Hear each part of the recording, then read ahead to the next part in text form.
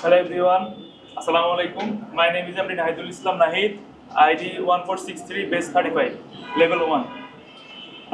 Actually, I am very excited to hear you for this beautiful program. I am also thank to our authority who has arranged this beautiful program, and I also thank our honorable teacher and our mentor who has encouraged me to brought me to here.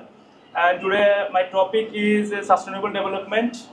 And sustainable development is a development who has should he should take mean to natural development to our to natural development to our world, and it's creating a better world both like currently and future generations, and where growth is responsible and our natural is respected, and it's all about it's all about that.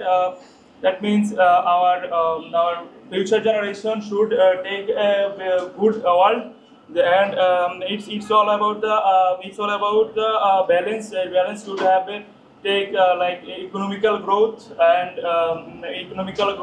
environmental care and socialism,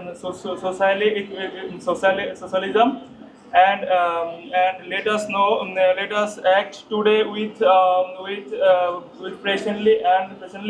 Then we are promising to our becoming generation the good give us a good future and good world, and that good world and becoming a greeny world.